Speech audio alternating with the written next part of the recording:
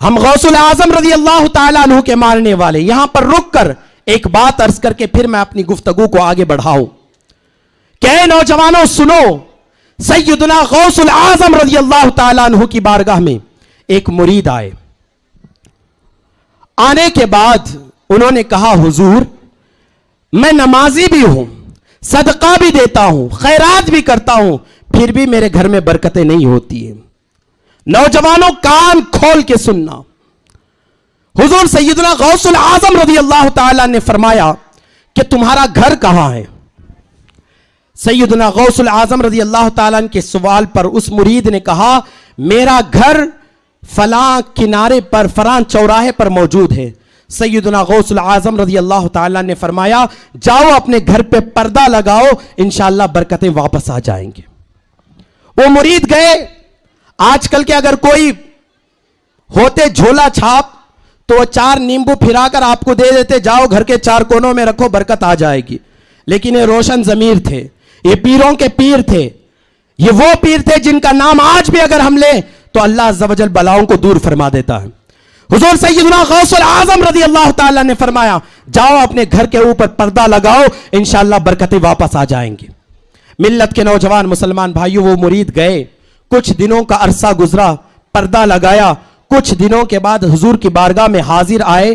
آنے کے بعد کیا کہتے ہیں کہ اللہ اکبر، وہ مرید کا بیان ہے، سیرت غوث اعظم اٹھا کر پڑھ لیں، اس کے اندر یہ بات موجود ہے. وہ مرید کہتے ہیں اے میرے پیر، اے میرے غوث اعظم، یقیناً پہلے بھی نماز پڑھتا تھا، روزہ رکھتا تھا، زکوٰۃ دیتا تھا، گھر کے اندر تلاوتیں ہوتی تھی، لیکن برکتیں نہیں ہوتی تھی. جو کماتا مجھے خود کو کم پڑتا، لیکن اے غوث اعظم اب الحمدللہ اتنی برکتیں نازل ہو رہی ہے، میں بھی کھا رہا ہوں، محلے کو بھی کھلا رہا ہوں، صدقہ و خیرات بھی کثرت سے کر رہا ہوں، لیکن پھر بھی مال بچ رہا ہے. بتائیں نا آپ نے کون سی دعا کر دی، کون سا وظیفہ کر دیا؟ تو اس وقت پیران پیر حضور سیدنا غوث العظم رضی اللہ تعالیٰ نے فرمایا کہ اے میرے مرید، میں نے تیرے لیے کوئی وظیفہ نہیں کیا، میں نے تیرے لیے کوئی دعا نہیں کی، بلکہ اس لیے کہ تیرا گھر چوراہے پر تھا، تیرا گھر چوراہے پر تھا. جب تو گھر کا دروازہ کھلا رکھتا تو آنے جانے والے وہاں پر بے نمازی گزرا کرتے تھے.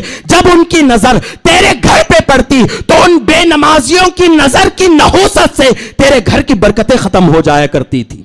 اور جب سے تو نے اپنے گھر پہ پردہ لگایا ہے تو اب کسی بے نمازی کی نظر تیرے گھر پہ نہیں آ رہی ہے، جس کی وجہ سے اللہ تیرے گھر میں مسلسل برکتیں نازل فرما رہا ہے. ملت کے نوجوان مسلمان بھائیوں، یہاں پر رک کر پوچھنا چاہتا ہوں، جب ایک بے نمازی انسان کی نظر سے نمازی کے گھر کی برکتیں ختم ہو سکتی ہیں، تو جس گھر میں بے نمازی ہو اس گھر میں برکتیں کہاں سے آئیں گی؟